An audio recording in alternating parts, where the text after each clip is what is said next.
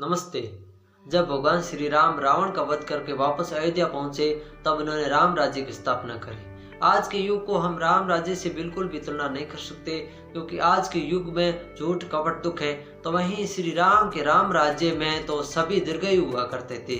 सभी में दाम्पत्य प्रेम, कर्तव्य प्रण की भावना, उदार भाव, नैतिकता और प्रेम की भावना से परिपूर्ण था राम राज्य। चलो जानते हैं इस वीडियो में राम राज्य की विशेषताएं, उस समय का प्रकृति वर्णन और उस समय की जीवन शैली। राम राज्य को धार्मिक अवधारणा नहीं है, बल्कि राम राज्य जनहितकारी, सर्वोत्तम, सर्वश्रेष्ठ शासन व्यवस्था और लोकतंत्र का परिमार्जित स्वरूप माना जाता है। आज हम जिन विसंगतियों और विडंबनाओं से पीड़ित हैं, तो वहीं उस समय राम राज्य बिल्कुल इसका उल्टा हुआ करता था। आज हमारा समाज वर्ग, वर्ण और जातियों में विभाजित हो चुका है। हमारे बीच की भावनात्मक एकता बिल्कुल खत्म सी हो गई है। आज के समाज में हम एक दूसरे के प्रति ईर्ष्या और भेदभाव से देखते हैं, परंतु राम राज्य में ऐसा कुछ नहीं हुआ करता था। बिल्कुल इसकी तुलना में उल्टा हुआ करता था।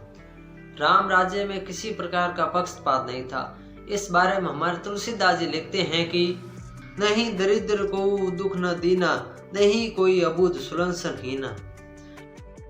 इसका सारांश ये है कि राम राज्य में कोई भी कम उम्र में नहीं मरता था। ना तो कोई राम राज्य में दरिद्र था, न कोई दीन था और न कोई गरीब था। आगे हमारे तुलसीदास जी लिखते हैं कि राम राज्य में किसी को भी अकाल मृत्यु, रोग और पीड़ा से ग्रस्त नहीं था। सभी लोग स्वस्थ, मानसिक रूप से और शारीरिक रूप से सभी लोग साक्षर, विद्वान और ज्ञानी हुआ करते थे। हमारे तुलसी बाबा लिखते हैं कि जासु राज प्रिय प्रजा दुखारी, सोई नरक अवै नरक अधिकारी। अर्थात जिस राजा के प्रजा दुखी है या अभावग्रस्त जीवन व्यतीत कर रही है, तो वो राजा नहीं तो वो नरक का अधिकारी है। ये तुलसीदास जी ने आज के युग के नेताओं के बारे में लिखा गया है। आज के समय में वाल्मीकि के सिद्धांत है जो प्रिंसिपल ऑफ सस्टेन्ड यील्ड जो प्रतिपादित किया गया है, इसमें जो पर्यावरण संबंधी विशेषताएं वो पहले से ही हमारे वाल्मीकि जी की रामायण में और तुलसीदास जी की रामचरितमानस में पहले से ही मौजूद है। क्या है आप सुनिए। राज्य में खेत हरे भरे हुआ करते थे, गायें प्राप्त दूध देती थी। इस वजह से सभी लोग उस समय में स्वस्थ रहते थे, मानसिक और शारीरिक रूप से। उस समय तो ना तो मृदा प्रदूषण था, ना तो वायु प्रदूषण था, ना जल प्रदूषण था। इस वजह से किसान संपन्न हुआ करते थे और राज्य समृद्धिशाली हुआ करता था। और वहीं उस समय में ना तो कोई राम राज्य में पशुधन की कमी थी, न गोधन की कमी थी, ना तो किसी चीज की कमी थी। उस समय वृक्ष सदाबहार फल फूल दिया करते थे। अब जाहिर सी बात है, जहाँ के लोग खुशहाल, वैभवशाली और समृद्ध होंगे तो वहाँ के लोग अवश्य ही स्वस्थ होंगे, मानसिक और शारीरिक रूप से। तो ऐसा ही था, राम राज्य में सभी लोग खुशहाल और समृद्ध और शारीरिक और मानसिक रूप से स्वस्थ थे।